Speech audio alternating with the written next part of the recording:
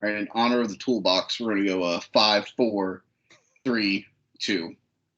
Take 3 Wrestling Podcast. It is Thursday night as we record this thing. It is February, I don't even know what day it is anymore, the 10th. We're here live. It's Mikey B. I am joined by 1/3 of Take 3 Wrestling. That is my colleague, Mr. Joe Lopez. Joe? Scholar. He's here. Unfortunately for you guys at home, we are without the toolbox. Unfortunately. As he's seeing Tool. He's seeing his brothers. I thought he was hosting a Nitro party tonight. No, if he was hosting a Nitro party, we would have been there. I thought we were going to check in with him. On the 1-800 on the 1-800 1-900-909-9900. Yeah, the 1-800 collect call toll free. The 1-800 collect party bus. Yeah, I thought he was going to call us from there. We're going to pitch it to Mark Madsen. Yes, and exactly. Mark Madsen on their way to Miami or something. Exactly. I don't know. We are actually joined tonight. I was on their show a little while ago. 3 Count Thursday Zone. One, Mr. Big Jim. Jim, how we doing? I am doing great. I feel like I have too many lights on behind me to be EJ. So do I have to turn these off and Yeah, there you go. Then I'm in like a holding cell somewhere. Turn this off. Jim. Is this better? All I'm saying is Ernest does have some big shoes to fill, and we all know what they say about men with big shoes. They have gross long toenails. Cut those things, Ernest. You're disgusting. They wear big socks. Yes, sometimes. I hear Ernest doesn't even wear socks. Oh, what a monster. I know. Disgusting. I hear he wears penny loafers with no socks in honor of Rick Martel, his favorite entrant of the 1992 Royal Rumble. Do I just talk about Paul Orndorff and the Royal Rumble 2020? Yes. Here's your point. Should I unplug my microphone 13 times? At least 3 times. To fill in for Ernest, you must talk about the feud of the year, Paul Orndorff versus Hulk Hogan. Yes. Your love for Macho Man Randy Savage. But how that storyline between Savage and Hogan was just a ripoff of the Paul Orndorff and Hulk Hogan feud. Correct. You also have to talk about how much of a Michael Jackson fan you are at some point. You have to get a Michael Jackson reference in during the show. Yes. You also have to mention the fact that you're a Giants fan at some point. It's weird. And your wife is supposedly white, but I still have questions. Okay, look, I don't mean to derail us into a sports discussion here. Buddy, we derailed your podcast for a solid That's true. We were talking about wombat shit for about 40 minutes. It's square. Oh God. Wombats. NFL Coach of the Year voting. Bill Belichick, 1 vote. Rich Bisaccia, is that the guy's name from Vegas? He got 3. LaFleur in Green Bay got 8. Mike Vrabel, who won the award, got 36. Wait, pause for 1 second.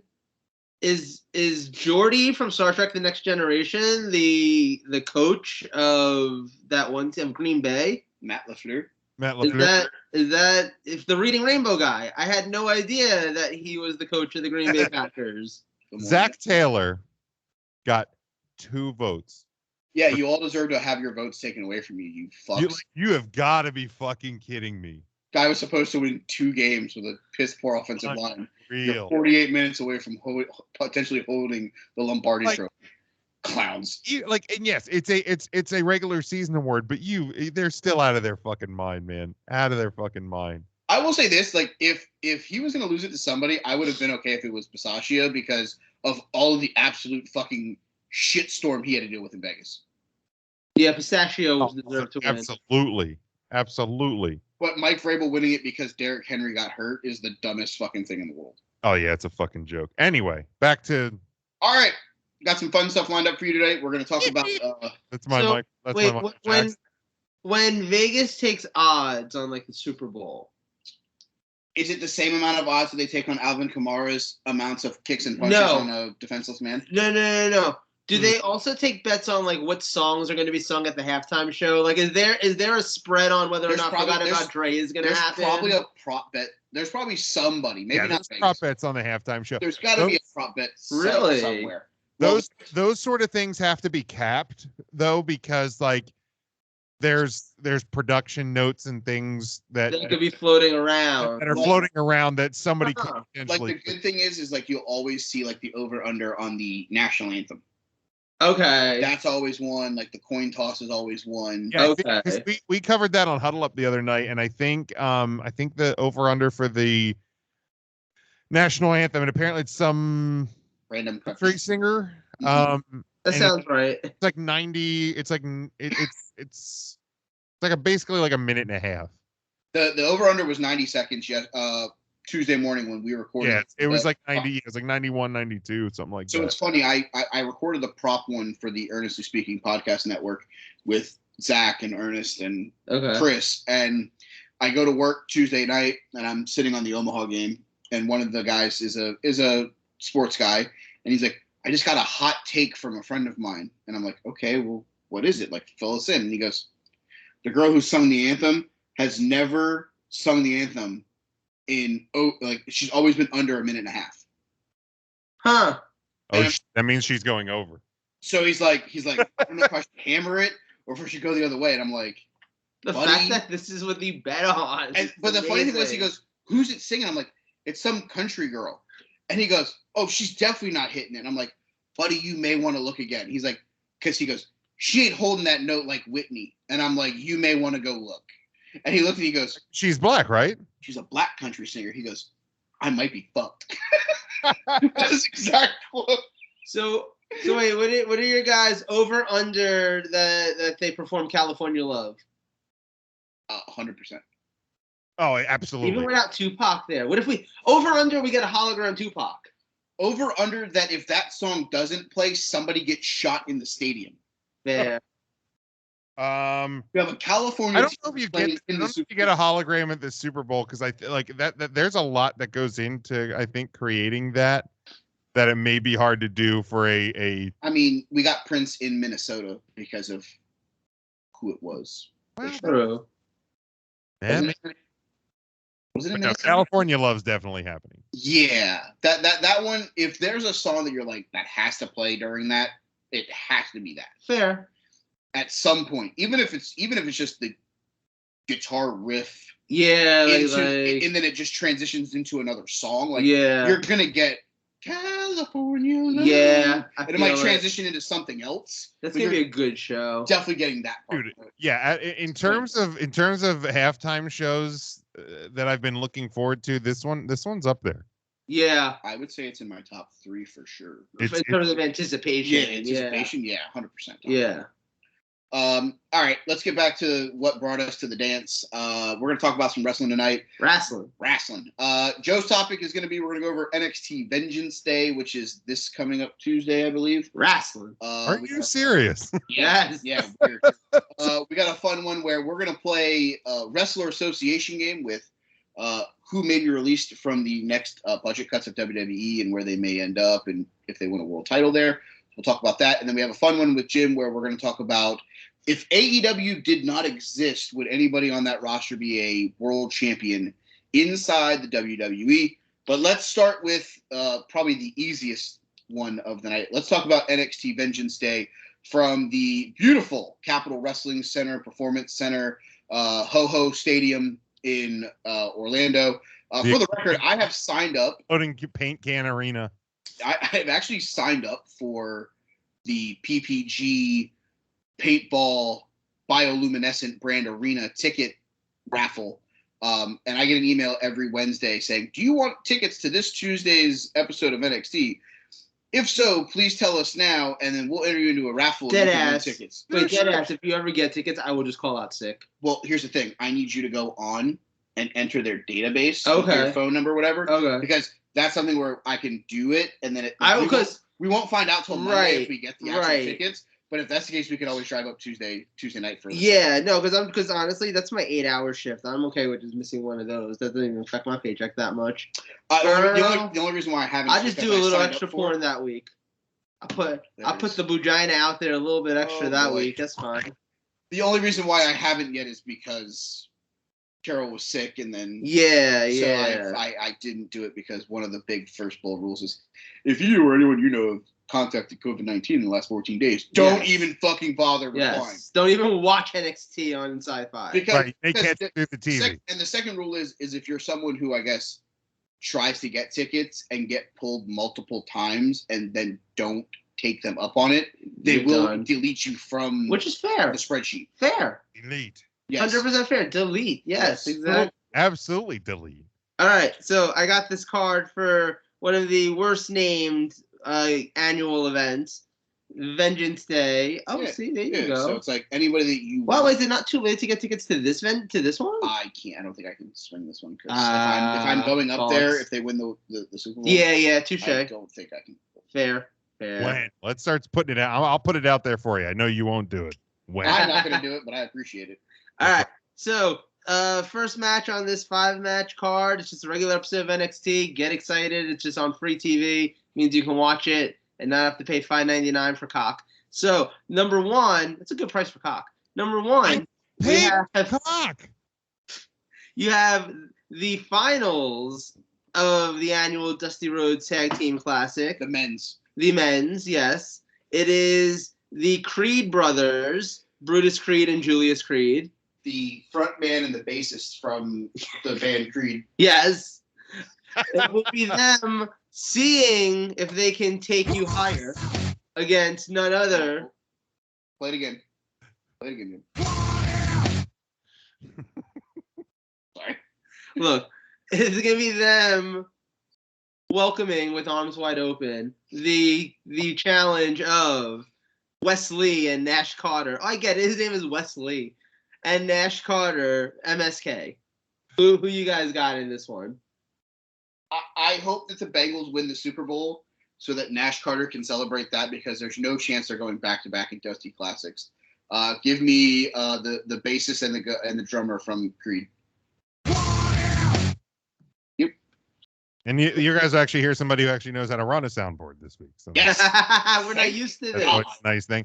Yeah, I'm right there with you, Mike. I don't, I don't see any way that we're gonna get a back-to-back winner here. I feel like it's Creed's time. So, okay, I was thinking of going with Creed, but I want to be able to have a chance here where like at least one of us has like either a lead over the others or stop trying to sit here and consequences Creed this thing. No. Look, I'm just saying my sacrifice is I'm going to take MSK as my pick. So when you are with me, I'm free. Just be happy there's no team named Nickelback. Okay, up next in a one-on-one Lethal Lockdown match, it is Pete Dunne taking on Tony D'Angelo. It's a weaponized steel cage match. Come on. It's our good friend Tony Marineris versus the Bruiserweight. Yeah. Luke. Tony Mama Luke, yeah. Tony Meatball. Bippity boppity, who you got to win? I want the Gabagool. Gabagool. I just want him to come out and do the TikTok trend where everyone's doing so okay. Picture this, all right? Brooklyn, 1999. And I'm like 16 years old. And I started watching The Sopranos because obviously. Picture it, Sicily. Yes. 1864. Basically the same thing. And I started watching The Sopranos. And, they go into the deli and they order the gabagool. And I'm like, oh, man, that sounds really good. So I asked my aunts about it because we're Sicilian. And I'm like, what's gabagool? And they're like, oh, you should try it sometime. Get it in the deli. Next time you're there, just be like, hey, can I get half a pound of gabagool? So I go to the deli and I'm looking at the menu and I'm like, the fuck is the gabagool? Like, there's no gabagool anywhere on this fucking thing or whatever. Capicola. For those of you out there that would like to order some gabagool. It's Capicola, and that was a lesson that I learned the hard way. Also, it's pasta fazool, not pasta fagioli. That's a whole other conversation. Anyway, continue. Jesus. If you ever hear me and Ryan and Matt on 3 Count talk about gabagool, we had one of our best friends growing up because Ryan, Matt, and I grew up together, right. And and Ryan and I went to college. We had our friend Russ, who's Italian, and like he would get like oddly Italian, like uber Italian about like certain things. Yes. So like the one time we're like talking about like, I don't know, subs or getting subs or something. And he's just out of nowhere throws a gabagool, and I'm like, bro, like what the fuck are you talking about? So we will always bring that up. And then there was the time that he like verbally accosted. We had like a little Italian, like it had like pasta and pizza like in our dining hall, and like he goes through and they had listed a ham and cheese calzone, and he got morally offended because he's like, calzones don't have meat, they only have cheese. We're like, Russ, she's a college student making probably less than minimum wage. Shut up and just get your dinner. Leave this poor girl alone. All that said, Tony Mozzarella is going to win this match. Yeah, I feel like that's fairly obvious. I'm gonna take Tony Meatball Sub. I think he's got this match. And now I want a meatball sub. Don't you though? Like I kind of want one too. I'm not even gonna lie. Subway meatball sub with bacon, pepperoni, and onion. Fucking delicious, by the way. Yeah, that's interesting. I would try it. You would try anything once. Sometimes for 7 years. Exactly. Somehow didn't get killed in that one. Very weird. Yeah, I'll take Tony Meatballs because I think this is the end of the Bruiserweight in the bioluminescent brand. Oh, you think he's gonna end up on the Raw or the SmackDown? I do think he is a call-up after WrestleMania. Interesting. I can see it. I can definitely see it. So I think they give Bags of Donuts the victory to end this feud. Yeah, I can see it. And he's obviously one of these young, new NXT 2.0 guys who they're building a lot around. Off the list because he looks like he's like 38. Well, yeah, touche. All right, up next, it is the NXT Women's Tag Team Championship match. Oh, boy. It is Toxic Attraction, Gigi Dolan and JC James. Just because they don't do anything for you doesn't mean they don't do anything for anybody else. Touche. Taking on the team of Indy Hartwell and Persia Piorada. Piorada? Is she the girl that has... Who that is? Does she have like a unibrow? I feel like she has a unibrow. Her name feels like she has a unibrow. Breaking news. Ron Rodgers, MVP. That's the right answer.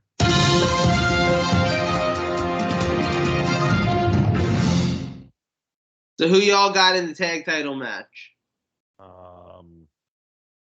This Persia Piorada is not disgusting to look at, by the way. Is she smoking? I had no clue who this person was. She wrestled in the UK, I believe. I think she's part of that like Australian went to the UK. Yeah. Good Lord, I have no clue who these people are. Well, no, I don't think the Toxic Attraction era is over yet. So I will have them retain. Yeah, she's not bad. I'm still gay. Yes, but I see it. That's her in her ring gear. That's what I like. She looks like she has a unibrow there.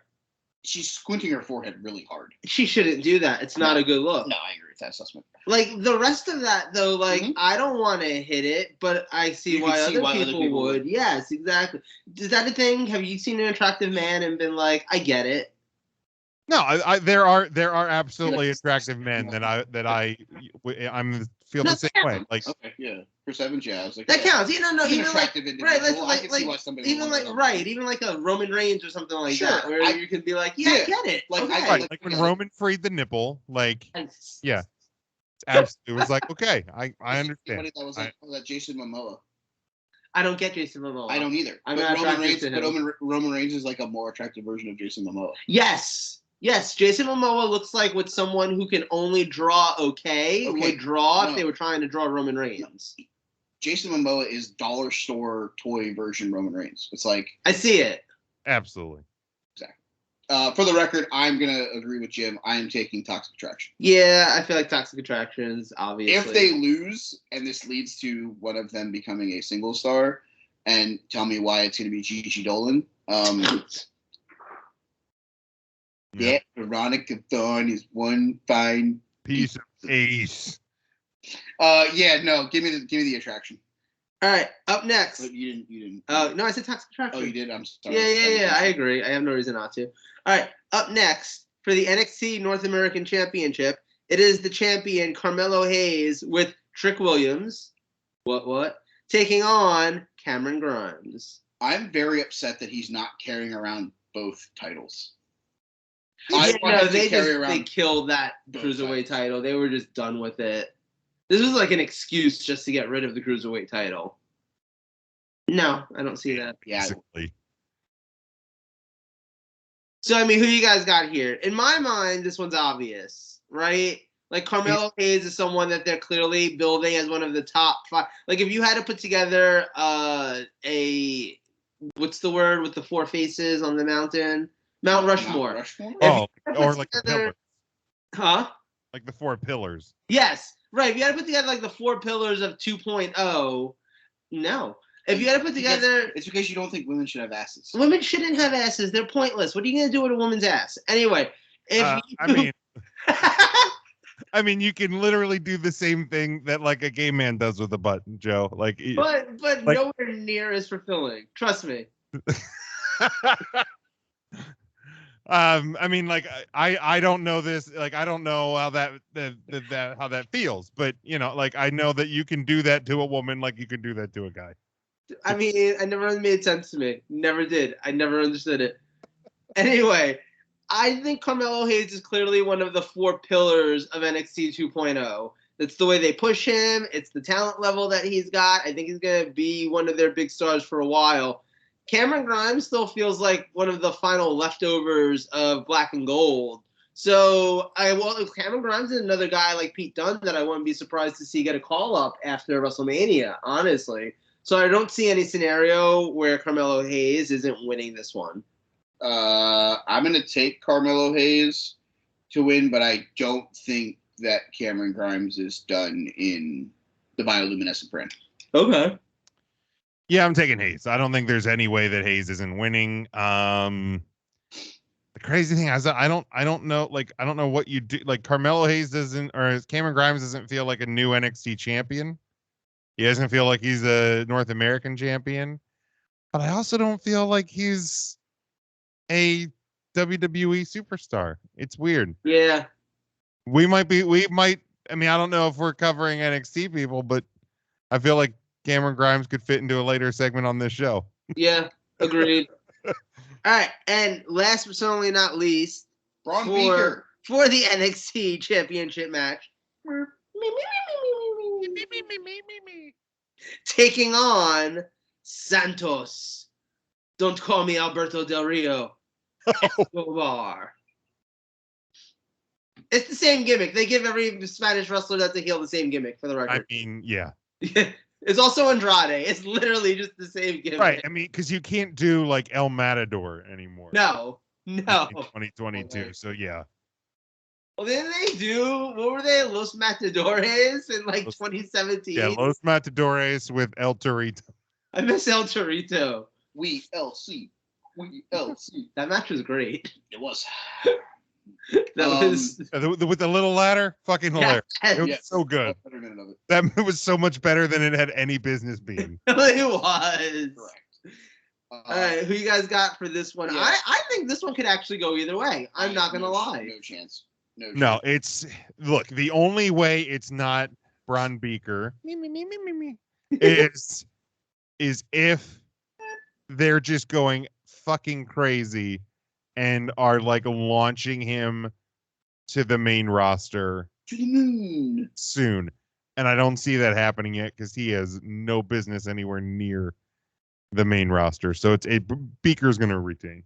Yeah, I guess you guys are right. I don't think his promos are good enough to be on the main roster yet. They're not. Like, he can get by with his shit wrestling because you don't need to be a great wrestler to be good on the WWE main roster, but you at least have to be able to talk on the microphone. Yeah, and he ain't there, and I don't think there's anybody you could put him with that would make sense. So what about Heyman? No, Paul's too wrapped up with the bloodline. Yeah. If he was still like the heater for Lesnar, I could potentially see it because it could be like, the present and the future sort of a deal. But yeah, maybe Brock would just give him his endorsement and be like, I'll come back whenever I'm ready. And like Brock goes away and he like gives Heyman to Beaker. But the only thing I was thinking in this half a moment of like the potential scenario where Roman loses to Brock at WrestleMania and Roman, once again fires Heyman, this time like for real. He's pissed off at him. So now you've got Heyman as a man without a country because obviously Brock's not taking him back this time. And Roman... that bridge is burned. Huh? Yeah, that bridge is burned. Yeah. We say that, but does he not remember when he turned on him with Big Show in like 2002? Like, did he not see this coming? That was... Is this guy just a fucking moron? Like Adele said, that's just water under the bridge. But like that was so long ago, But this is more recent, so this one hurts right now, like Adele said. Hurts so good. No, that's Sean Mellencamp. That was John Cougar. John Cougar Mellencamp. It was pre-Mellencamp. That was just John Cougar. Anyway, I'm going to take... I don't know where you go from that. That's a hard one to transition out of.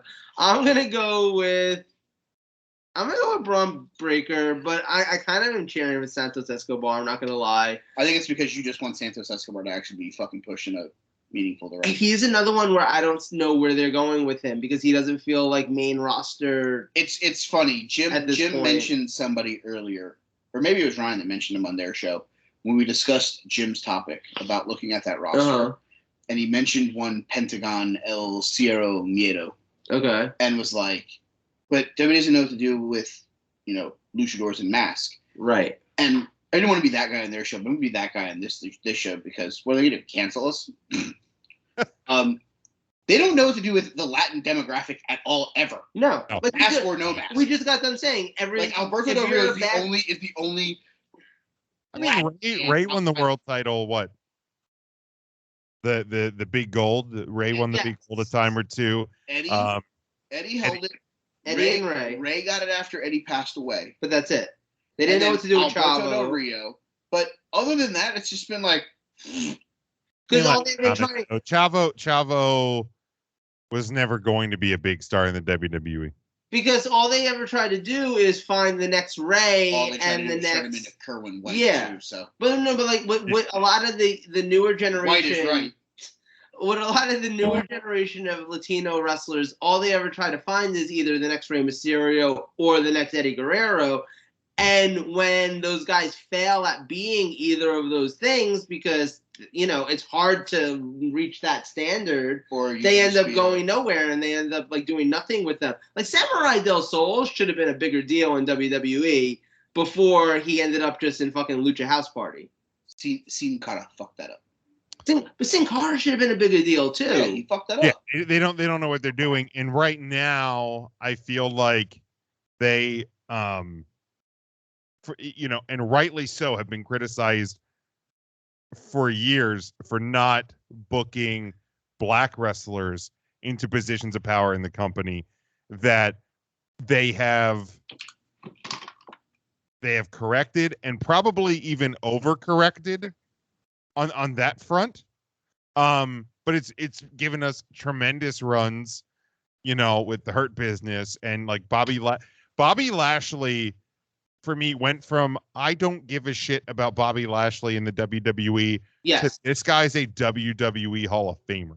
Yes. In like a year. It's hilarious. When they re-signed Lashley, I was like, yeah, this is the guy that's going to fucking like beat Brock Lesnar. They're going to fucking push him to the fucking moon. Like all this shit. And Joe, I've had this conversation with Joe 100 times. I'm like, this is the fucking way they're going to go.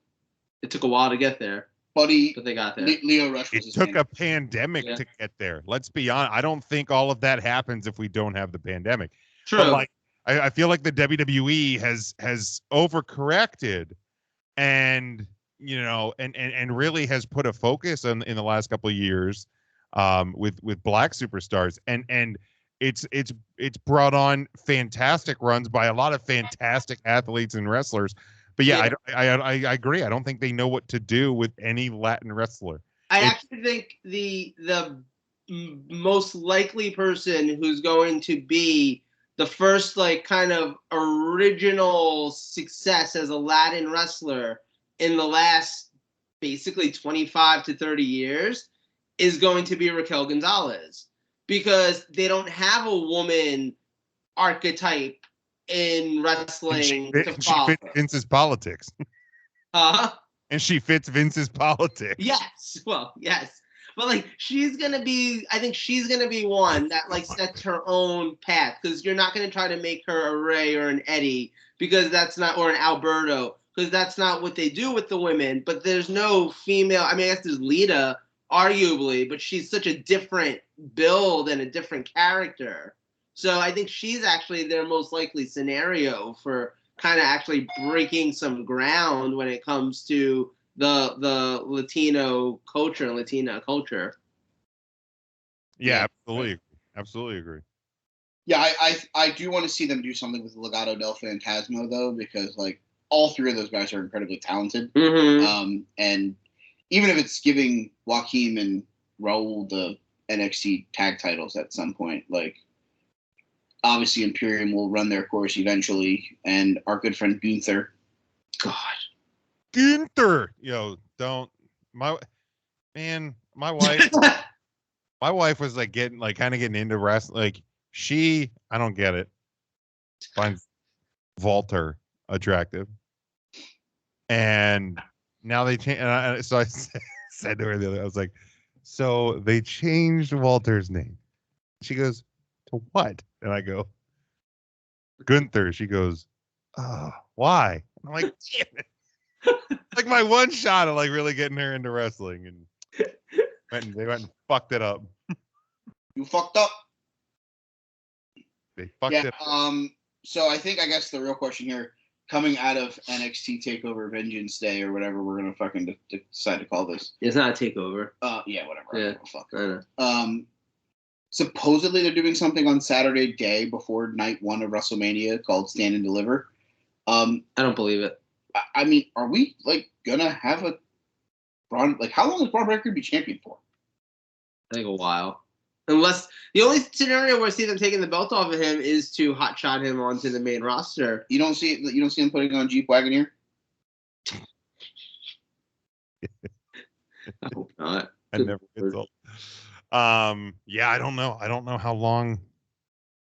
Because I do. I feel like I don't feel like he's a multi-time NXT champion any sort of long run. I think when you take the title off of him, I think it's main roster time. So I think it's Carmelo Hayes that takes the title off of him, right?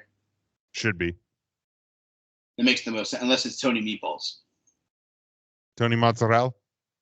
So the way I look at it now with that, I guess, whole division or part of the company, like we can do a quick association here, and we'll go through the bioluminescent. We're going to go back to the black and gold first. Like Pete Dunne probably getting moved up. Yeah, moved up. Or is he going back to the UK? I don't see him going back to the UK on WWE's dime, because they don't care about NXT UK enough to be sending them stars like that. You would be surprised. They care about it. You'd be surprised. We just don't watch it enough. Fair. Okay, fair. You're right. I don't pay any attention to it personally. I think it's a main roster trial run, but if it doesn't grab, I think he's gone, sadly. I mean, I don't even know if that'd be. I mean, like, obviously, sadly for him. I mean, I don't know how much he's getting paid, but I feel like he's someone who ends up in AEW if he were to get released. He seems like one of those guys. Like, look, Tony Khan has been very clear about the whole, hey, there's going to be people whose contracts I don't renew that are starting to come up now, so that there's room for me to sign these other guys.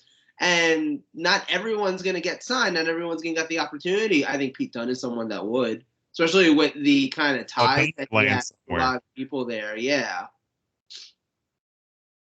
All right, so we have him. I guess let's talk about, obviously, Walter or Gunther, who eventually get called up. Will all of Imperium go with him? I can see them going with him. I don't see them lasting long as a unit. And I don't know which ones I see possibly being successes on their own. I know that Damien Eichner. Yeah, maybe Eichner. I know he's obviously been trying to step up his game a lot in NXT recently, and it shows. So I could see him maybe kind of getting a thing. Unfortunately, like, I don't mean to sound mean here, but like I almost get like La Resistance vibes from them, like outside of Gunther. So I don't know if that's a good thing about the rest of the stable, honestly. Don't you ever compare Marcel Berthel and Fabian Eichner ever again to fucking Rene Dupree and Mark fucking the vibe that I get from these be fighting words, motherfucker. It's the vibe. It's a vibe. Go catch that vibe somewhere else, because you're not coming on this ride. So, but I Walter is someone who I think still, even with the bad gimmick name, and I think eventually he'll go back to his actual name or some version thereof. He's a big guy. He can wrestle fantastically. He puts a lot of emotion into things, and just he's a big guy. So I think he is someone that WWE will eventually actually do something with. Then again, Keith Lee was also kind of in the same shoes, and we saw how that went. So maybe I'm wrong, but I don't know. I've always kind of assumed since the moment when they actually signed Walter, I assumed that he would one day eventually be a world champion. I don't know that I assumed that about Keith Lee from day one, but I did assume that about Walter, and I'm going to kind of stick to my guns on that. I mean, if they rename Walter Gunther, if they rename him Apple Fritter, then we know there's trouble. They tried Bear Claw with Keith Lee, and that did not work out. So, yeah, if you rename him like Apple Fritter or something like that, then we know he's soon released. But Walter Gunther, whatever they want to call him, should be a main roster success. And the last one before we move on, I guess let's talk about him. Tomato Champs.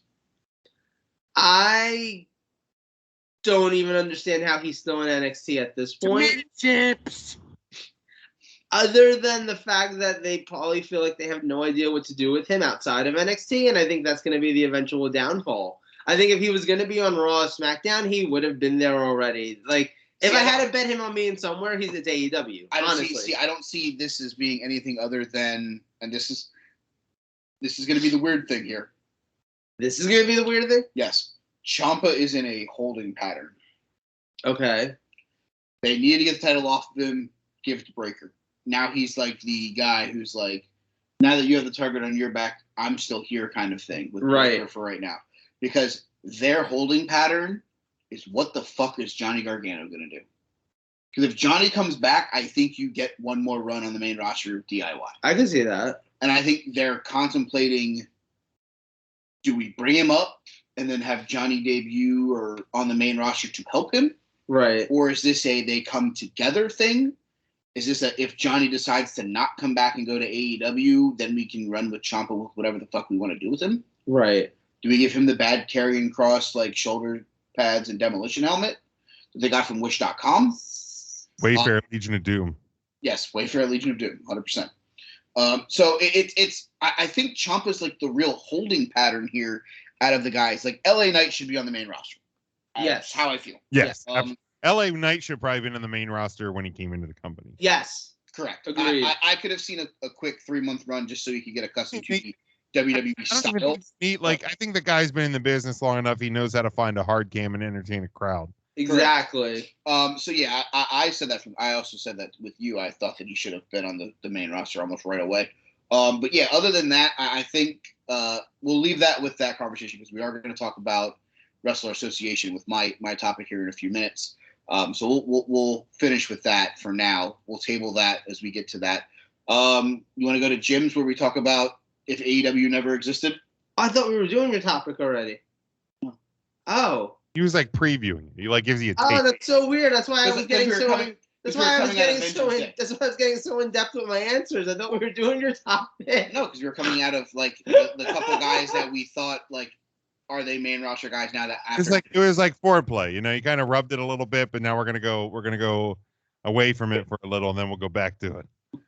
Whatever. I mean, people pay you for that kind of shit, but I don't know. Yeah, no, you're right. Turns me on. Exactly, it turns them on. Yeah, we'll go to mine. So I did this over on 3 Count tonight, and Mike was over there as well. But if AEW didn't exist, if AEW never started, what AEW star or stars do you think would have won at least one WWE title by now? And when I say WWE title, I mean either the world title, universal title, or either of the brand women's titles.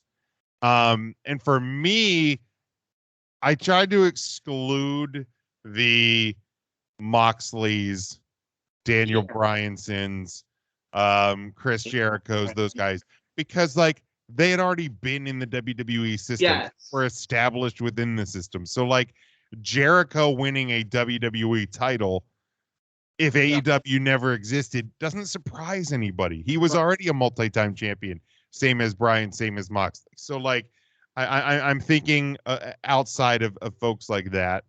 Like I'll start with what I think is an obvious one in the men's division is Kenny Omega. Like if Kenny Omega in a hypothetical world, if there's no AEW, if he ends up coming to WWE, I don't see how he doesn't win a championship. I mean, the possible matches, I mean, you can run him against Styles, you can run him against Orton, you can run him against Reigns, you can run him against Rollins. You have infinite number. Well, no, not infinite number, especially the way they release people. But you have a great list of potential championship opponents for Kenny Omega. I see that. The one place where I'm not sure about Omega making it in WWE would have been his acting and his promo ability, because that's just something that like I'm trying to envision the way Kenny Omega performs, because he's a bad actor. He really just is. He hams it up. Yeah, he doesn't know how to tone it down in any way. And a lot of the WWE of our days is a very set, like you act a certain way, you do a certain thing. You know, we've seen, like I'm trying to envision the way we've seen AJ Styles, but trying to envision Kenny Omega in that role. And like from a wrestling perspective, yeah, totally. I could see him being a surprise debut at the Royal Rumble. I could see him winning a Royal Rumble. I could see him having a fucking banger of a match with Roman Reigns at a WrestleMania, or Seth Rollins, or any number of guys, Triple H, like whatever.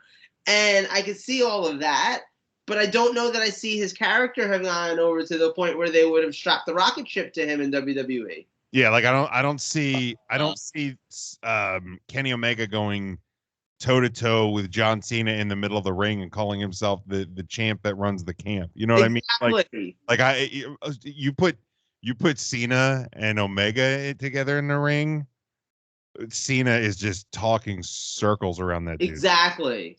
Yeah, it's a great point. You necessarily need to have Kenny cut promos. No, I think you get him a heater. You don't even need to get him a heater. You just have him just be someone who comes to the ring. Or that. Pulls the fucking cleaner thing, fucking hits him with and fucking just drops fucking knees and souls. See, but if WWE were game to do that in a way, I guess, look, Finn Balor did make it to the Universal title. Because I feel like Kenny Omega would fit more of like the Finn Balor. I'm sorry. Demon Finn made it to the fucking Universal title. True. Regular Finn. True. Was a human and had his shoulder fucked up and never got his rematch. You're right. And Demon Finn is a whole different story, because you don't have to cut a promo as Demon Finn. Correct. But that's the thing, like, if you don't have something like the Demon to put out, like you don't have this big over-the-top character to put out, then they're going to put you on the mic. And I just feel like he would die on the mic. I feel like in WWE, the way it is now, I don't feel like he could perform to that, like, mic level. You do know that they have t-shirts for that, right? Because when Roman Reigns started, that guy couldn't cut a promo to save his fucking life. 100%. 100% true. 100% true. So if your thought process is you don't think Kenny could have gotten over because of that, in 2019 is when this company was founded. If he signed with WWE in 2019, coming off of that run in New Japan where he cut decent promos, where he was closing out shows speaking in Japanese and things like that. They could have gotten him ready in 6 months to cut a decent English. And I mean, let's be honest too. The WWE doesn't let Kenny do the goofy, dumb bullshit that he does on Wednesday nights either. No, exactly. he's not given the reign to go out and be a dumb, just like good night over the top fucking goofy vice villain. Yeah, no, that's not him. You know what I mean? So WWE can control that and utilize what strengths Omega has. Yeah. I said it on 3 count. I'll say it here. The obvious answer for me is none other than the Dr. Britt Baker DMD. I don't feel like that's an obvious answer. Remember I was saying that to you yesterday when we talked about it. I mean, you may not feel it's an obvious answer, but she's the best fucking woman they have in that division right now, and it's not fucking even close. Oh, I agree with you on that. The character is good enough. That's what I'm saying. I mean, and at the end of the day, like, I feel like it's her and maybe 1 or 2 other females are the only ones that you're realistically thinking have an absolute shot of holding a title within the last 3 years. My only concern with Britt Baker is the wrestling in the WWE's women's division, especially at the top, is infinitely better than AEW's. And Britt looks good in AEW because she's probably the best they have. I don't think she's anywhere near the best in the WWE. It's the AJ Lee theory. Like, everybody thinks they want AJ Lee back in the but in a world before CM Punk was wrestling in AEW. Yeah. Like, that was like the dream return for people, was AJ Lee. Which I never understood because I didn't think she was that good of a wrestler. AJ Lee was good in the Divas era because she was different. Right. I think AJ Lee with Becky Lynch, Bayley, Asuka, Charlotte Flair, Sasha Banks, Belair. No. Yeah. Just no. I don't know. Maybe Britt doesn't look as good as she could be because overall I don't even want to say the talent level, because I think there's a lot of raw talent in there. No, but it takes 2 to tango. Like, you gotta have Hogan's gotta have his great matches because there's nobody to have great matches with. Right. She had a great match with Thunder Rosa. Okay, well, great talent. Fantastic. So when you give her good talent, good talent, you're going to get great matches. Yes. So if you don't think she's going to have a great match with Sasha Banks, that's like saying that you don't think Nyla Rose and fucking Nia Jax would have a battle where they would literally sumo wrestle. Oh, that's fair. But my concern is more that WWE doesn't pull the trigger on anyone not named Charlotte. See, this is what I was about to say. I could see Britt Baker being a huge success in WWE. I will give you that. I think she'd be on TV either every Monday or every Friday. I think that she'd be one of the pillars of whichever women's division that she was a part of. I think she'd be huge. Huge, especially if she had this character. Definitely one of the main women in the WWE. 100% agree with that. WWE so rarely pulls the trigger on putting the title on anyone that isn't named Charlotte, Becky. Well, here's the thing you have to remember. During this portion, Becky Lynch is pregnant and is there. Yeah. That title was hot potato between Asuka and Rhea and all of them. Yeah. Here's a perfect thing. That's true. Britt wins Money in the Bank instead of Asuka. The title's in the fucking Money in the Bank briefcase, and she gets the title as the heel, and basically tells Becky, "Yeah, you go be a mom. I'm gonna just go ahead and run this fucking division." Yeah. And now it gives Becky. Good point. So it all right, I'm on your side there, Mike. I'll give it folds here that make sense. Now, in a random 3-year period where everybody's healthy and everybody is there and shit that never happens.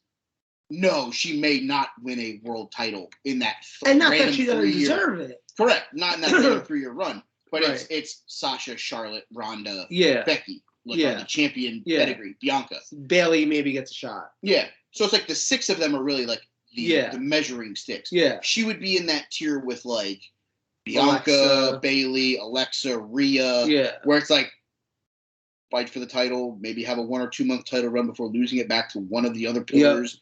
And kind of still be a main character. Yes. So that's the thing. Like when you're looking at this very specific window of when AEW was formed in 2019, to through the pandemic to right now, like world champion wise, like there was a time where Charlotte wasn't really around because of the whole pandemic, and fucking Becky was pregnant, and you kind of just had like Rhea was a champion, and Bayley and Sasha were like the tag champs and a women's champ at the same time. So it just, I feel like over this duration of time where fans aren't in the arena, her character development would make it to where they would want to put the title on her because her character is so entertaining that it gets social media talking. I could potentially see that. I got you. I'm on your side. I got you. See, to me, that I would take another woman as my answer to this. I spoiled this to Jim on the show. That's fine. I wanted the other guys to hear this, so I'll let you dive. I'd say Jade Cargill. I think that she's an obvious one, and I think that that's because of it's not talent level, and I say that with no disrespect. Please don't beat me up. Jade, please don't beat me up. I'm not into that. You mean Storm from X-Men? Yes, exactly. But Jade, beat me up. Please. She's got the look that WWE obviously loves. They love it in their men. They love it in their women. She's a throwback to your Chynas. She's a throwback to a lot of the bigger women like that. I could see them shooting her to the moon. Honestly, she's someone who and they tried to get there. Like I said, I remember seeing a tweet the other day or something from an interview where she was like, the only reason she decided to go with AEW was because she wouldn't have to move and because they seemed less sketch because WWE was like pushing her to sign her contract, but telling her, are you sure this is really what you want? We're going to be your family, not your family anymore, and like all this crazy stuff. So she was like, all right, WWE, no thank you, AEW, that's where I'm going. And, I feel like since it's obvious that they wanted her for all of the reasons that I think she would have ended up being one of their main stars. And might have she gotten better in the ring than she is now? She would have definitely had chances to develop more. She probably would have been through NXT. She probably would have had a chance to work with a lot of these other women that we've talked about. Like you were saying, is Britt not necessarily getting to show all that she can do because of not having the women at her level to compete with? Well, imagine Jade getting to learn by being in the ring with Sasha Banks versus being in the ring with whoever the hell she's beaten in the last 27 matches, like Red Velvet. You know what I mean? Like those are two different levels of people that you can learn off of as you're wrestling against.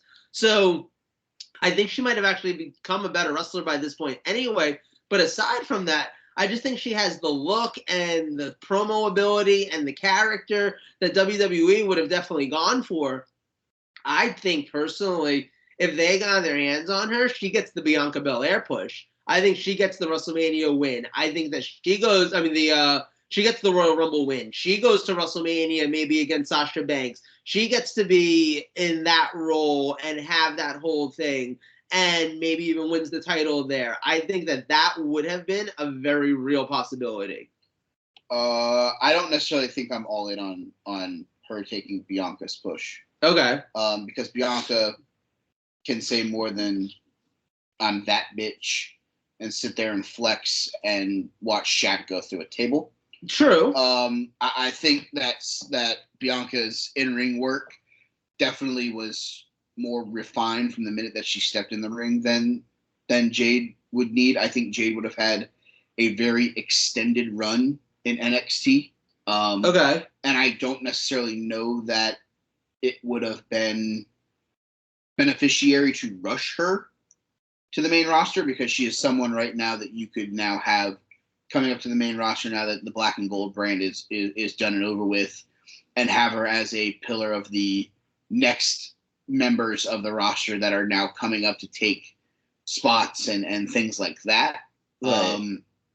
Plus, let's not forget, I don't know how many individual singular promos she cuts on her own. I always see that Mark Sterling guy in everything. So your fear about Kenny Omega and his promo work is my fear times 2 for Jade Cargill, because at this point, Jade doesn't cut many promos on her own. True. Kenny at least can cut a promo on his own. Yeah. And with the refinement and the work with WWE, I think you could shave Kenny's stupidness. I see what you're saying. Yeah, his corniness. Yeah, there you go. That's kind of what I was thinking. So yeah. I think if you could shave that down easier than you can teach her how to cut a singular promo by herself. Because at least Kenny has the ability to talk. Right. Another name from the women's division that I mentioned that I thought because of how, and she was Raw when she started, but has become better in ring for them and has been an integral member of them since she's come back from her shoulder injury. Dark Order's Anna Jay. Maybe not a world champion. Yeah. I don't know. I never really think about her. Like, she doesn't stand out in my head. You don't think about any female. Let's fucking... Yeah, but I'm saying, like, there's nothing about her that, like... Go back and watch the No DQ match with her and Tay versus the Bunny and Penelope Ford. Go watch that match. Okay. Like, that match is a standout match. Okay. I will, like, I didn't at first agree, Mike, with you on this one over on 3 Count, but you made a great point that she kind of fits the WWE's mold for a female superstar.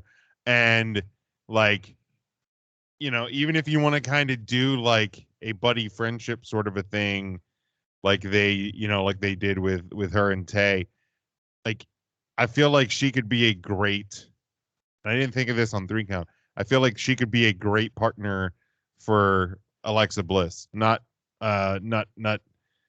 I mean, hell, even if it's the Fiend Alexa Bliss, but like the Goddess Alexa Bliss, like I feel like those two together could be a great pairing. So I can get behind the only other ones I had, and these ones don't even feel like locks to me, which is insane. Like I went over the whole roster that's listed on AEW's website. And the only other names I could come up with besides Omega, one was Paige.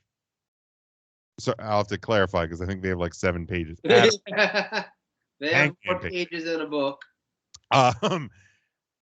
MJF, and to me it was like if you have the Miz title run, who like we talked about that. Give MJF versus the Miz. Yeah. WWE title. I think that writes itself. And Nyla Rose. And those are literally, I came up with 4 superstars out of. The sad thing is with Nyla Rose, I don't think that. What the fuck? I don't think that the culture would be ready to accept Nyla Rose. Like, there's a reason WWE hasn't had a transgender superstar. They weren't ready to accept it when she was AEW Women's Champion. Exactly. But I'm saying, and WWE is in an even more natural. Yeah. And here's the thing, and I'm not trying to corner her into this. To me, she fills the Nia Jax role. Yeah. Yeah. I mean, like the big, mean, just gonna toss these little girls around. Yes. Champion. That's what I think Nyla Rose would be to the WWE. So it would be it would probably be a one-time champion.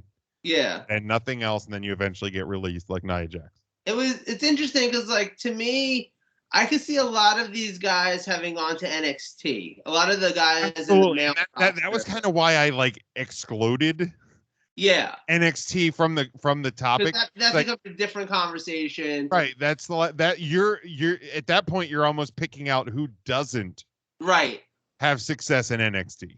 Right. Because honestly, like if you really do stop and think about it, the NXT Black and Gold brand would still be a thing if AEW didn't exist. Because the only reason why the NXT Black and Gold brand got the chance to exist was because it was a total alternative to what WWE was doing. Right. As like the WWE main roster was doing. And then AEW came around and all of a sudden WWE didn't need to fund its own alternative anymore. Its alternative already exists. And you can see that just in the fact that so many of the guys that Triple H built up in NXT are now on the AEW roster. Your Adam Cole's, your Keith Lee's, your Kyle O'Reilly's, all those guys. Like, that's where they've landed. They've landed over in NXT. Even guys like Rusev have landed over in AEW, So that to me writes itself in terms of, like, yeah, I wouldn't, like, MJF would have been huge in NXT at some point. I definitely think that. I think that Darby Allin would have been huge in NXT. I don't think that Darby Allin would have ever moved on to the main roster and been anything. Honestly. No. He would have been in, like, awful segments with, like, fucking Vince McMahon and, like, a farting old lady. Like, that would have been his fate. The only reason Darby Allin makes to the main roster is if Brock Lesnar just gets to yeet him around a building. Exactly. Don't get me wrong. I'd pay money. The one person who I could see being maybe someone who would have made it onto the main roster, and it's only because of the fact of who his father was, and that would be Jungle Boy. Because, I think that that's promotable. That's something that you can get onto, Sports Illustrated or TMZ. But I don't think he wins the world title. I could see them giving him, like, a short run. I'm not really short run. Trying to be morbid here. If I think he would have had that success if his dad doesn't pass away. I can see that. Because you can use both to promote the other one. And I don't know if his dad would have went along with that. I think his dad was very comfortable letting him have that career to himself. I mean, he would show up to shows and watch shows from the rafters to not take away from. Did he bring Marky and Jughead with him? Yeah. Well, yeah, I don't know if I don't think of Marcos. And like I thought about putting Luchasaurus on my list. But like because they have Luchasaurus. Like I feel like a big guy, but I'm like I don't think WWE in 2019 to 2022 doesn't feel like a wrestling dinosaur would work. And they had Luchasaurus signed to an NXT deal like forever ago, or developmental, might have been pre-NXT, but he was there because he was on Big Brother one season also, and he was part of developmental, and like I'm sure he's gotten better, obviously, but I do just feel like if they had wanted him, they would have had him. I think he's one of those guys. I love Luchasaurus. I'm a big fan, but I do think he's one of those guys that one of the reasons why he comes across as so awesome is because you get him in little doses, which is one of the things AEW does well, in my opinion, honestly. Yeah, no, I agree. What about like Wardlow? Would be somebody's bodyguard in WWE right now, but I don't think that he'd be a world champion yet. Okay. If we revisit this question in a year and a half and Wardlow becomes AEW champion, then maybe I think that he would be WWE champion. Or even if he has like arguably like he has a good match against whoever the champion is, and he's not MJF's bodyguard. Right. But if he's doing his own thing. To me right now, he feels like long-haired Ryback in the WWE. Man bun Ryback. You know what I mean? And like, I think Wardlow as a potential like successful major star in AEW, I love it. But like somebody brought up a great point last night when like the longer you tell this story of Wardlow just sitting back and letting MJF and FTR and Sean Spears, it's old already, and especially Sean fucking Spears, make Wardlow look like a dipshit. Like, yes, the AEW fans are gonna lose their fucking minds when he finally turns, but to me, it is not going to be as powerful as a turn if he continues to look like a moron for the next month. Mm-hmm. Like, it has to happen. What at the absolute latest at our Evolution. It needs to happen sooner so that he has a match with one of them at our Evolution. It's how familiar are you with Ring of Honor circa 2010, 9, 8, 7? Yeah, ish. Mike. Yes. Wow, this does feel like we're with Ernest. Thank you. I appreciate that. Mike. It's the Bobby Dempsey sweet and sour storyline. 100%. And you take it too far. You take it way too long. I mean, don't look. I'm not Ernest saying what's Ring of Honor. At least give me a little bit. That's true. For those of you that are at home that don't know this storyline, Bobby Dempsey was the lovable galoof that was the human punching bag for Sweet and Sour Entertainment or International. 12 large, baby. He would have been a star in WWE by now. Mm-hmm. Cut and dry, let's be real.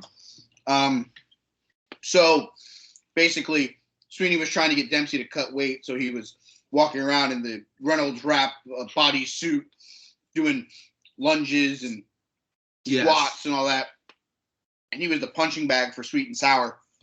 And eventually, he broke free from the grasp of one Larry Sweeney, but it took about 6 months too long. And by the time that he finally turned, we were like, that took fucking forever. Mm-hmm. Yeah. It felt pointless at that point. Yeah, I feel like they're getting near that point. So like, and I mean, with our evolution being 3.5 weeks away, turn him next week. And do we get the Phil from Chicago MJF match? Like the rematch? At Evolution. Probably, because AEW, I feel like, can't help themselves at this point. And I think it's hilarious how in less than 3 years' time, they went from no rematches to multiple rematches in multiple feuds. And everybody's fine with it. And that's fine. And like even like last night, and this, I'm not trying to go down a full like crap on AEW rant, but like last night's first hour featured an opening talkie segment for like 20 minutes. Yeah. A squash match, a backstage interview, another in-ring talkie segment, a short men's match, and then another talkie segment backstage. And that took you through the whole first hour. And I'm like, this is what the WWE gets ripped for doing on Mondays and Fridays. But AEW is the place for wrestling. Yeah, that show didn't pick up until the tag match. You know, and then you had a 22-minute match with, you know, Mox and Punk defeating which I love that match. The match was great. That match was excellent. The match was super fun. I think it's kind of cool-ish that Mox and Punk won, but here's the thing. How many times do you see a thrown together tag team beat an established tag team on Monday or Friday? Right. And this is the worst thing ever. Mm-hmm. FTR's billed as the best tag team in the world, and they lost to two guys who have never tagged before, at least in their company. And then you had two women's matches thrown together in less than 10 minutes.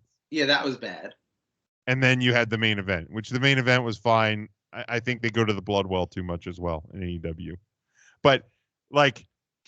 for the record, you weren't upstairs yet, but I said Adam Page bleeds worse than Ric Flair in his WCW world title runs. It's true. Yeah. And here's the thing, like, if you present that formatted show on Monday or Friday, if you hand that formatted show to a fan and don't put names of wrestlers in there, or don't WWE and you hand it to a random wrestling fan, they're gonna go, "Oh, great! This is this week's episode of Friday Night SmackDown." Yeah, 100%. But you know it's crazy though. First 2 hours of Raw. But you know it's crazy though, and I'm not kidding with this, right? Take out all of the names, all of the wrestler names from that entire show. Take out all of the names, and you're right. Put in the names of people from the Raw roster, and you have a Raw show, and people would be like, "Oh, this sucks." Or Absolutely. Put in SmackDown wrestlers, you'd have the same thing.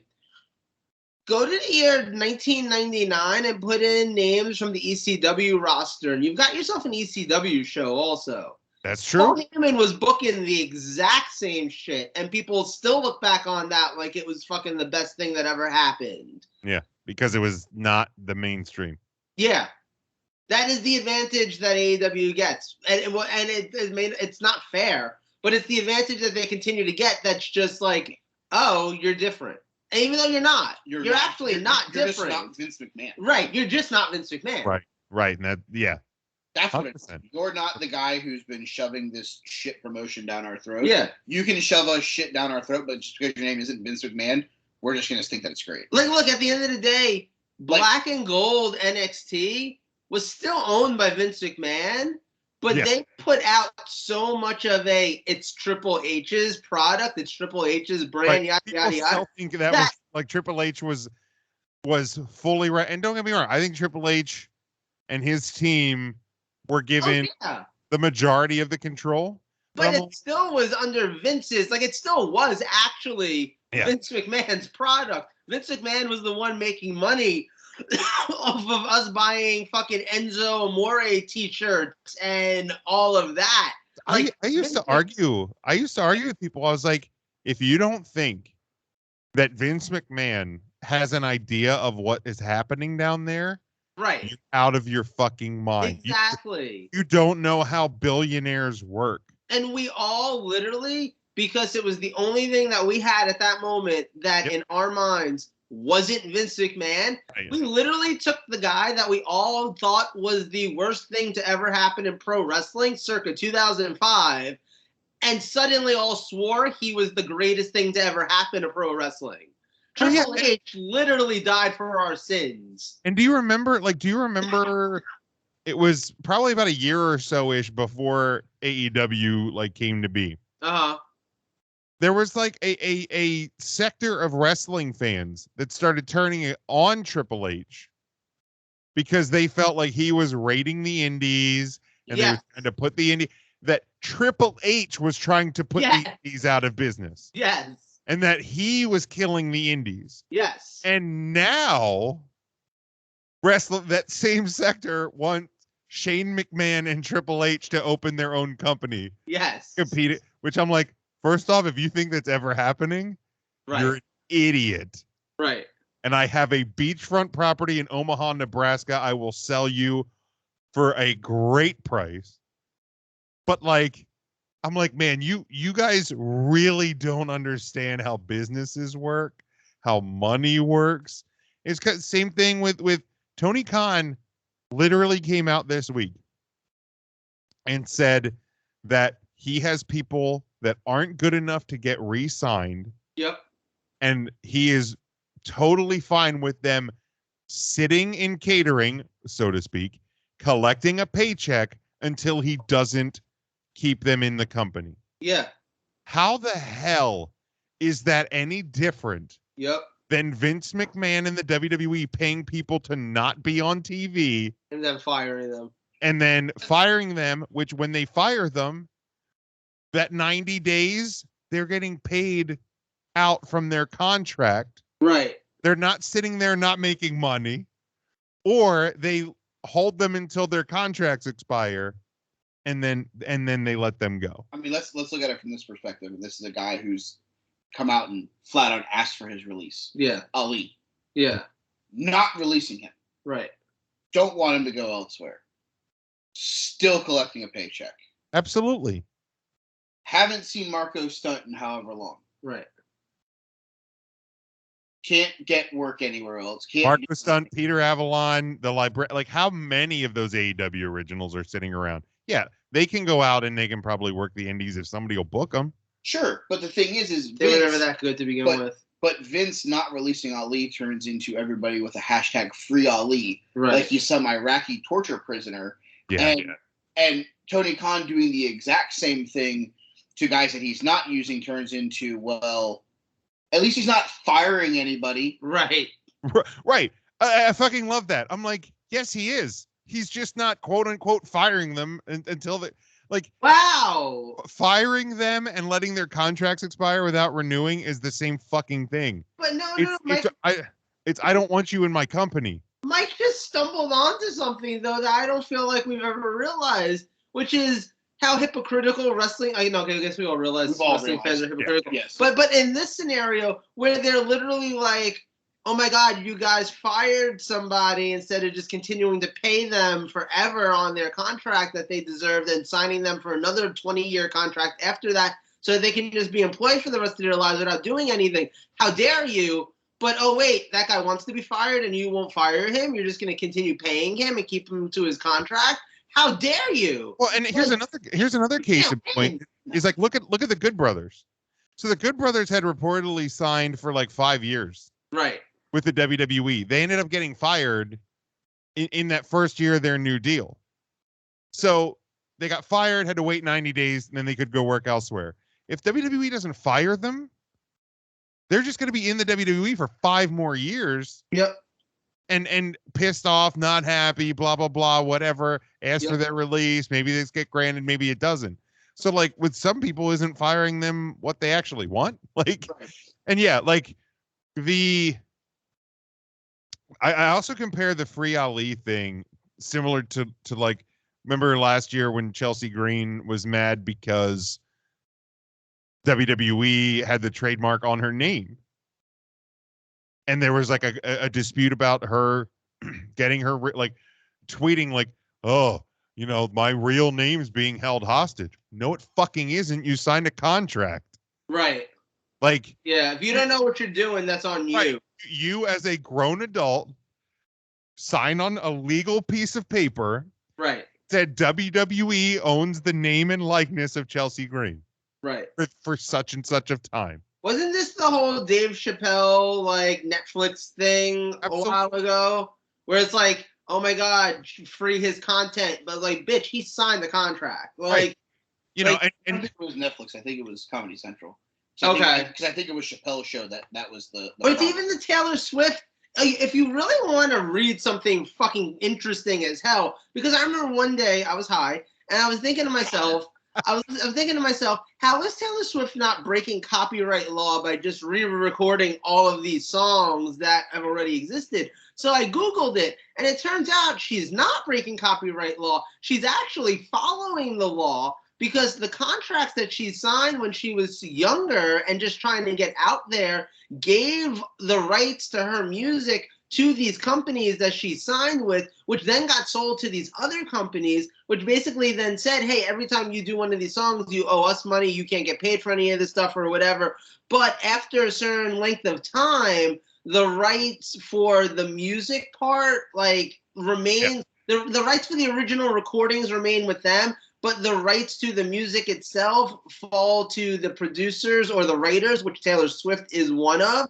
So that's why at that point she's allowed to just re-record it and now has her own versions of the songs. But the original contract that she signed when she was like 19 years old, didn't know what the fuck she was doing. She gave away the farm. And you can't feel bad for her having done that because, like, yeah, it kind of sucks that you did it when you were 19 years old and you didn't know what you were doing, but you still did it. Like, you still signed the paper, you still made that commitment, and it sucks, but it is what it is. And, you know, unfortunately, it's like, make better decisions sometimes, which is easier said than done because, like, you don't know what you're doing at that age. Facts. Yeah, for sure. Yeah, no, I think especially with the way that things are shaking out in the whole I don't want to be here anymore, like, Vince should just let him go. Okay, yeah, sure, he should. But Tony should do the same thing. Right. Not absolutely hostage. Right. He like Tony Tony has created this weird like enigma in his mind that he wants to be so anti-Vince. Yeah. That but he's already walked back on it because it used to be like if you he presented things as if you're AEW for life. Right. And Matt now Cardona called. He wasn't AEW for life. What's that? Matt Cardona called. He was not AEW for life. Right. He made an appearance in AEW. You know, and like with like the AEW originals and stuff, and now already it's, you know, some people, if they're not good enough, you know, and he keeps saying that. Like he said that with Big Swole. He's saying that with people that aren't going to be renewed now. It's like, man, just let contracts expire. You don't have to tweet about it. It's totally fine. Right. You don't have to talk about it in interviews. You can just let it happen. If you're gonna do this, just let it happen. It's fine. That's the one thing. That's the one thing. When Vince lets somebody go, there isn't like that guy was a real dick backstage. Fuck him. Yeah, no. Like, this guy doesn't know how to wrestle. I don't want him on my show anymore. It's either they let their contracts quietly expire, or part ways, or it's a best of luck in your future endeavors. Or he'll be straight up and honest, and be like, hey, it was budget cuts, and everyone can go, well, what the fuck, budget cuts? Why the fuck is it budget cuts? Fuck them, they're making this much money. Let's not forget that they haven't ran a fucking house show in however long. Right? Let's also not forget that, like, whether you like it or not, like, let's just pretend here, and let's pretend that we're super rich. Ooh, I like being super we rich. have a spending budget of $1 million a month. Mm-hmm. If you cancel Netflix, which is what, $15 a month, but you have $1 million a month to spend, but you cancel your Netflix subscription, that by definition is literally a budget cut. Yeah. You can afford Netflix. Yeah, but if you're not using it, think about it. You can afford Netflix. Right. That's literally a budget cut. Right. So, like, and if you're not using it, then why should you give Netflix your $15 a month? Exactly. And here's the and that's the other thing people don't realize. Probably the only people in this world, for the most part, who are cheaper with money than poor people are billionaires. Are billionaires. 100%. It's how they keep you their don't money. Become a billionaire by just stupidly spend. You know how many TV shows are about the lottery ruined my life? Uh-huh. Because people end up going bankrupt after winning the lottery because they do stupid things. You don't hear a lot of I mean, it happens, but you like when people ascend to billionaire status, they usually end up staying there because they have earned that, and they are smart with their money and smart with their business, and that's what a budget cut does.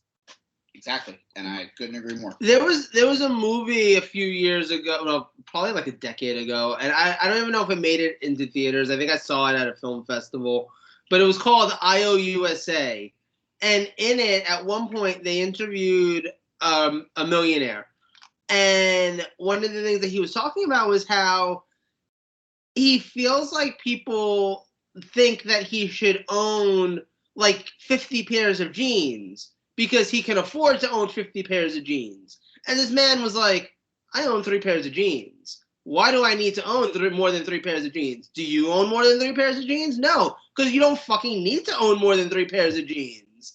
Like, that's literally, he was like, yeah, I can afford to own 50. I can afford to own 500.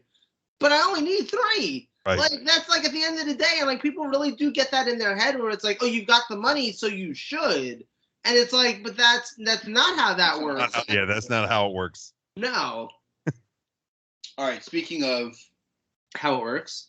No, just speaking of budget cuts and all this fun stuff, we're going to move on to my topic now, where we're going to discuss the second wave of what's to come. So I'm going to go word association here with some guys that I think may eventually be on the chopping block. And what we're going to do here is we're going to go with names that I think that could be cut shortly after WrestleMania or within a month or two after. So it gives about a 5-month range or a 5-month window. So I'm not going to look up and be like, well, what about Angelo Dawkins and Montez Ford? Because I don't think the Street Profits are getting cut in the next 5 months. Okay, gotcha. 2 years from now, we may have a conversation about it. 5 months, I don't think that they're on the chopping block. So just going to reel it off. You tell me where you think this person ends up, and if it's AEW, if they potentially could hold the AEW world title. Okay. So if you hypothetically, I'm going to just, as an example, I'm going to go Akira Tozawa. Obviously, I think he would end up going back to Japan. Maybe New Japan in the junior division. Like, I don't see him going to AEW, and I don't see him winning the world title if he ended up in AEW. Okay. Now, if he goes to New Japan, you can just say New Japan and move on from it. You don't have to say he'll be in the light. Got it. Okay. Heavyweight title classic. Okay. So, I guess I'm gonna say we'll start with Tozawa. I think he ends up back in Japan, whether it's for Pro Wrestling Noah or New Japan. I just don't see him staying in North America if he's not part of the WWE roster. Yeah, I agree with you on that. If anything, God, his star has fallen so far. It has, because whenever he was in Dragon Gate USA and all that, like, he was a fucking... Maybe he ends up just back in Dragon Gate is honestly even the thought that I have. Because, like, I don't know where else he even would make sense. Yeah, Japan. This one is weird because I think he could go to AEW and be a good acquisition for them, but he will not end up there because of what happened with his wife, and that is Cedric Alexander. Oh, interesting. Oh, shit. I don't think Cedric will go there because of what happened with Swole. But I think Cedric could be great in AEW. He'd be fantastic in AEW. But yeah, he ain't going to AEW. Impact, Ring of Honor if they come back, Indies, but definitely not AEW. That's a shame because he really would be fantastic there. This is one that I don't think they'll pull the trigger on, but for some reason, his name always kind of seems like floaty around here. Dolph Ziggler. I think Dolph Ziggler's going to be in WWE until he retires. I would feel that way too, but he's just a guy that they almost seem like at one point they just have no idea what the fuck they're doing. I mean, yeah, I'll give you that. Yeah, I do think he's probably WWE for life, but if he would get released, I could definitely see him in AEW. He could get himself into the title picture. I don't know that he'll ever be in the title picture. They could possibly put it on him, but I'll say no on champion. Otis.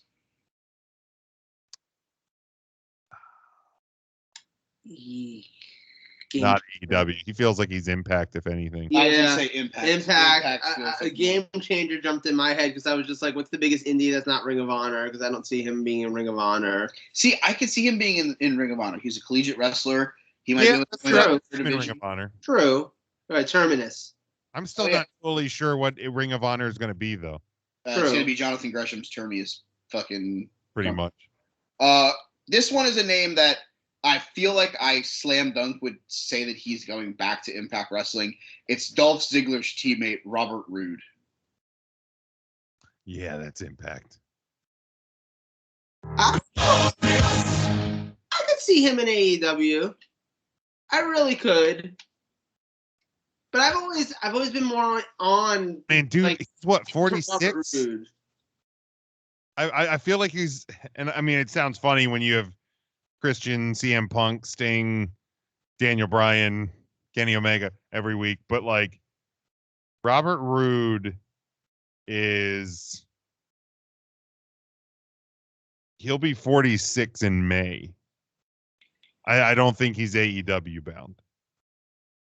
I could see that being a deterrent from them bringing him in. This is to me, okay, this is right now through the Raw roster. This is the slam dunk that I think if he gets released that he's going to AEW, it could be in the title picture right away. Because they're going to fucking change his shitty ass name from T-Bar back to probably Donovan Dijakovic. Yeah. I can see that. I think he would be a fucking slam dunk in AEW. I think he'd put himself right in the title picture, and I think him and Keith Lee would have bangers again like they did in NXT. I can see that. Because that's a big dude that can fucking move. And he can fly. I think would be a slam dunk. I can see that. 100% could see that. Absolutely AEW guy on him, but I can still. And I can see that he's very much in play to get released. Yeah. Oh yeah. Yeah, definitely AEW. Yeah, probably not champion. Women's division for the Raw brand, Dana Brooke. I still don't understand how she exists. Like in wrestling in general, that woman, she's had the longest accidental career. You know that meme where it's like she should have been in NXT for a lot longer. I think she has potential. You know the meme where it's like Michael Cera looks like he was never an actor. He just showed up on a set one day and accidentally ended up like having a career. Like that's what Dana Brooke feels like to me, honestly. I thought she was like. Here's the sad thing: is I thought she was actually getting a little bit better in NXT, and then they called her up, and then like the pandemic happened, and I feel like training just went out the window. I think she's better than she was. I think if she gets released by WWE, I think she's done wrestling. I don't see her going anywhere personally. I see her going to the doctor to get her lips fixed. That's probably true.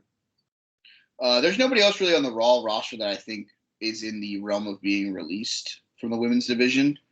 I mean, I don't think Tamina's getting released, and even if she does, I don't think she's going anywhere else. Yeah, no. That bitch old. She old. That bitch is so old, like her dad wasn't even convicted of murder when her career started. I think she'll kill it wherever she goes, though. I think that's the... All right, Chris Benoit. This one I think is a slam dunk to end up in Terminus or Ring of Honor, whatever they are. From the SmackDown roster, Drew Gulak. Yeah. Yep. Yeah, I'm with you.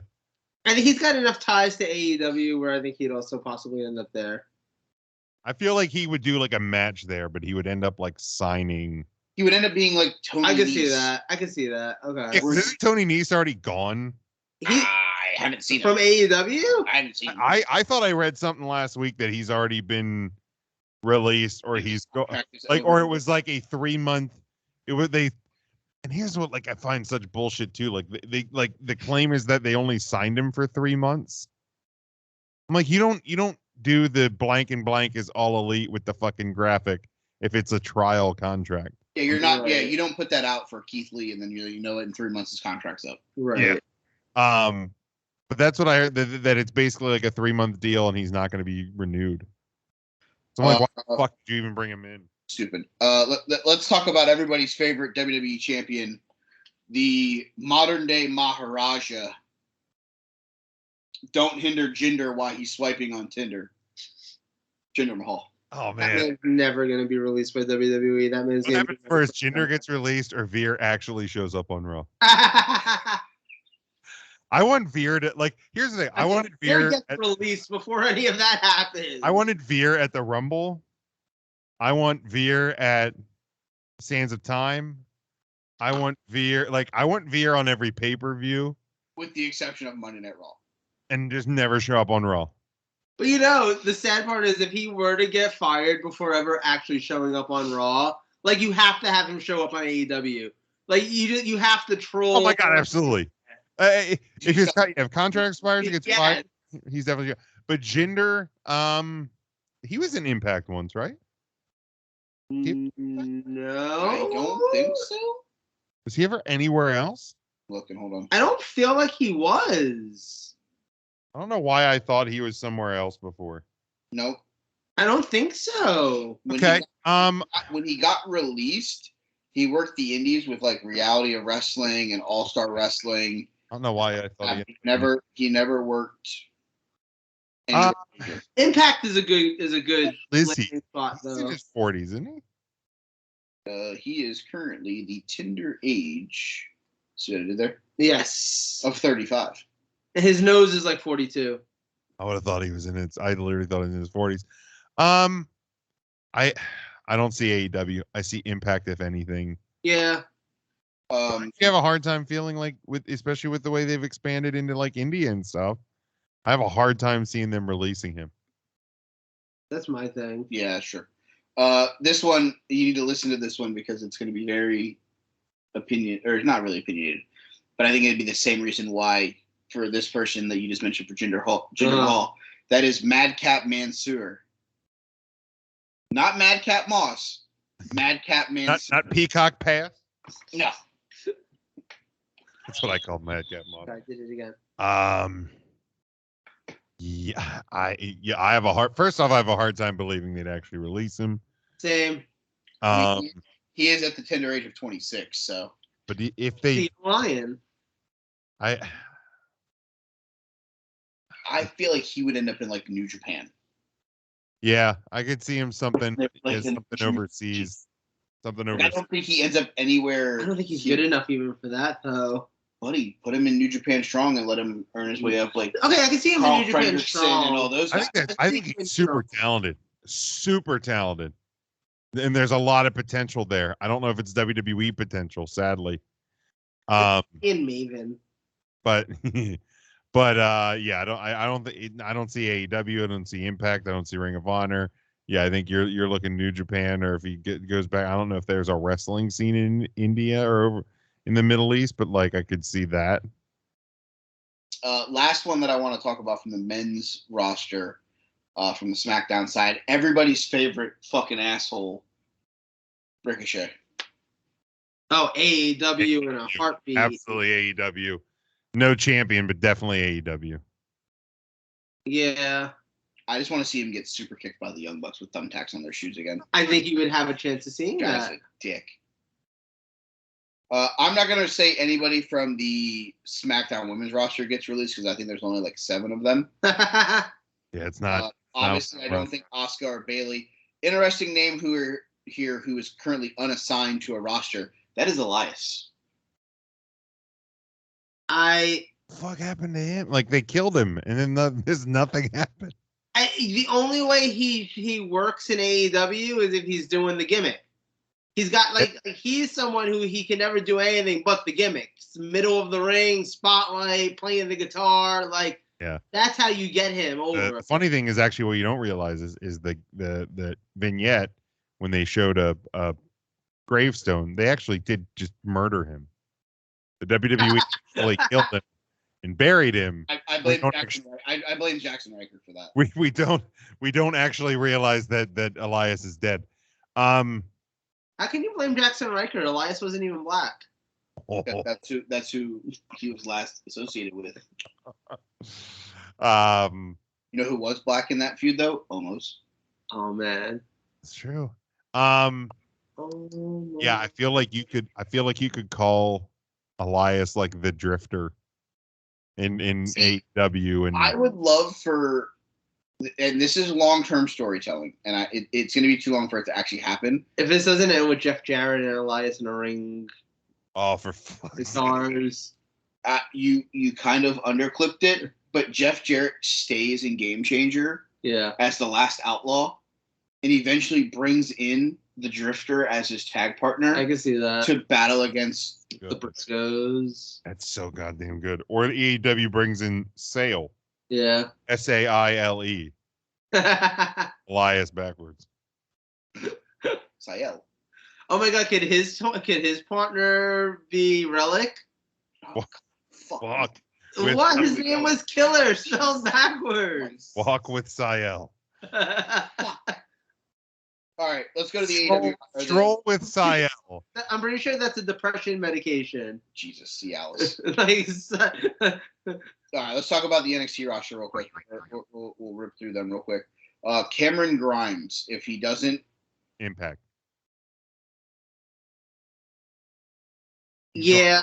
I think he ends up in AEW because he's friends with the Bucks. I can see him ending up in AEW, but I don't think I think he would get lost in the shuffle.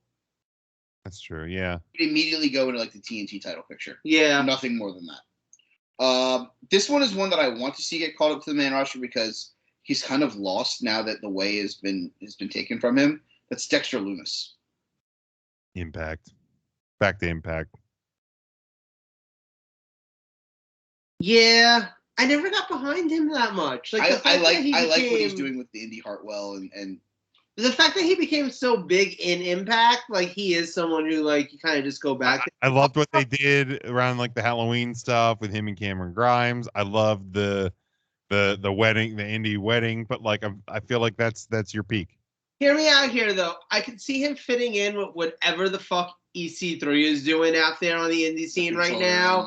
Like, yeah. So like, Insurrection faction. Right. Yeah, that one. They're actually having a show the day before They're having their own show? They have 2 shows lined up. They have one on Thursday of WrestleMania weekend. Uh-huh. And they have one the Saturday before the Revolution pay-per-view in Orlando. Interesting. I saw something on it. That's really interesting, actually. Let's go with Kushida.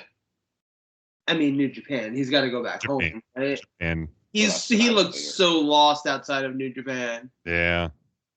I mean, we think LA Knight's going to go up to the main roster. If not, so we'll just skip him. Here's the thing: if he gets gone, I think he's back in like NWA. I think Impact scoops him back up. Potentially, yeah. This one's a shocking one that I would like to see your guys' opinion. the obvious sign is here that he ends up in AEW, but it's Roderick Strong. Yeah, there's no way he doesn't end up in AEW. Oh, absolutely AEW. Yeah. Don't think he ends up back home in Ring of Honor? No. Only because of all the connections he has to the people in AEW. And Tony Khan can't help himself. He'll overspend for Roderick Strong. Exactly. There really isn't anybody on the women's roster that I would say that we're at. I mean, I don't think they're releasing Dakota Kai. I don't think they're releasing Raquel Gonzalez.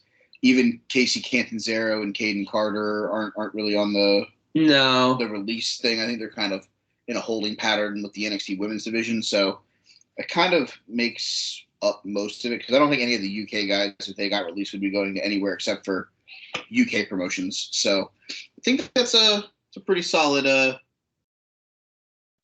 run through of the guys who could be released in the next 5 to 6 months. Yeah, I like that. That was a. Anything else you want to touch on, Joe? I mean, Austin Theory. Okay, hold on. I always want to touch on Austin Theory. If they take the title off of Shinsuke in a hypothetical world, okay, does he end up in AEW or does he go back to Japan? Japan. I think at his age, he goes back one final good run in Japan and then he's tired. I don't. I mean, unless you want to do one. I mean, and here's the thing: you kind of have the forbidden door with New Japan stuff right now. So even if he goes to Japan, I think he could do a match with Kenny if you want to. I'm saying I think you can almost send Kenny to Japan and have him wrestle Shinsuke on a New Japan show. Yeah, that's true because we haven't seen them go the other way yet. That's what I'm saying. I think eventually you're gonna have to send somebody to Japan. I just don't know who. Yeah. Okay. Yeah. So, all right, let's go. Let's go to the wrestlers of the week.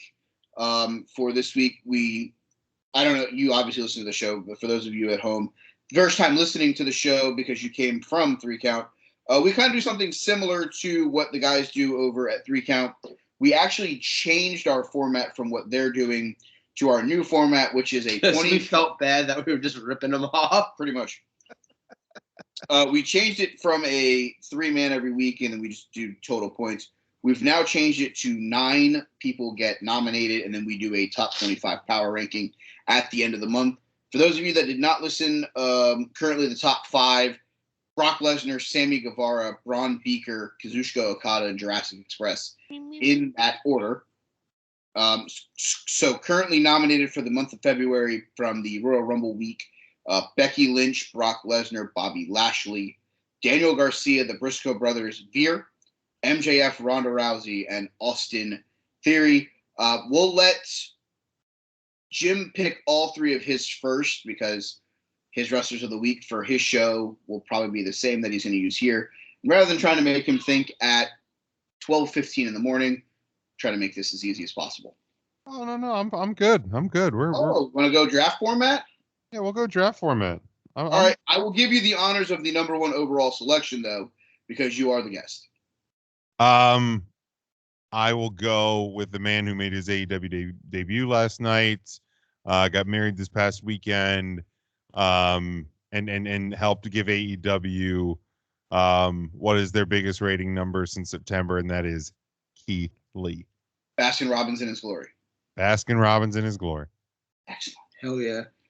Joe, would you like to take the floor? I'm gonna go with your favorite Latino sex god and mine, Sammy Guevara. We're successfully defending the TNT TV title on Friday. I will take the guy that I had number 1 in my rankings this week on the 3 Count show. Give me the current AEW World Champion, the Hangman, Adam Page. So we'll go back to Jim.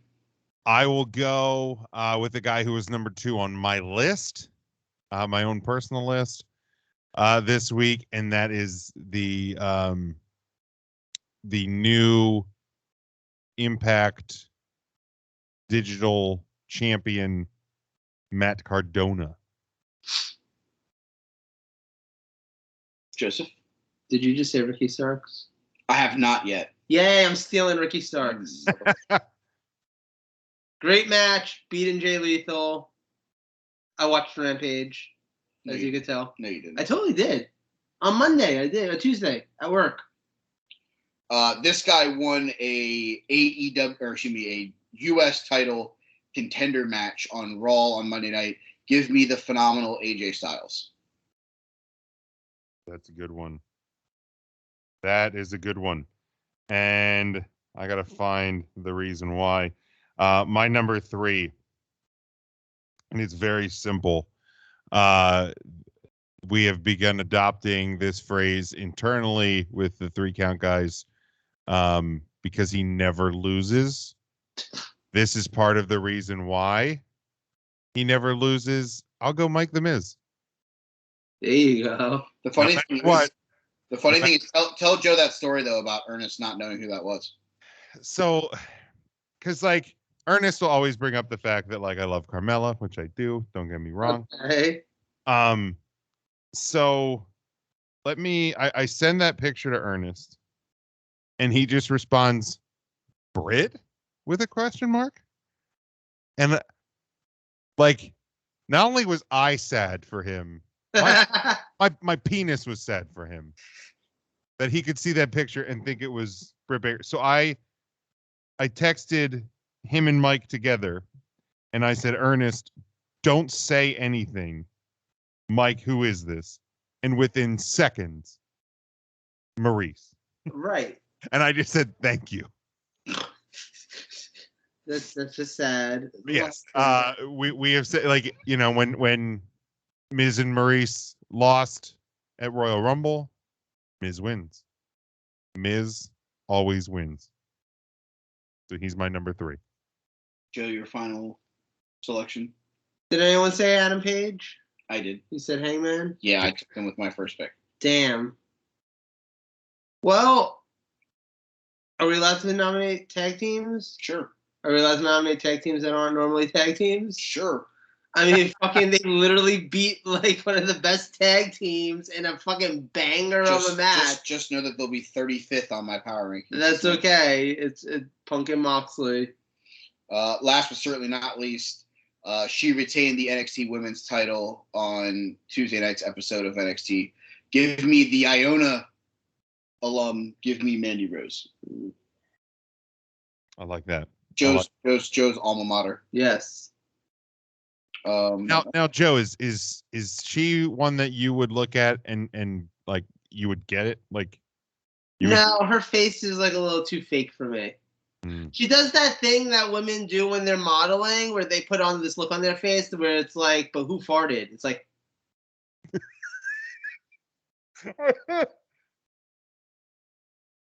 yeah, exactly. Yeah.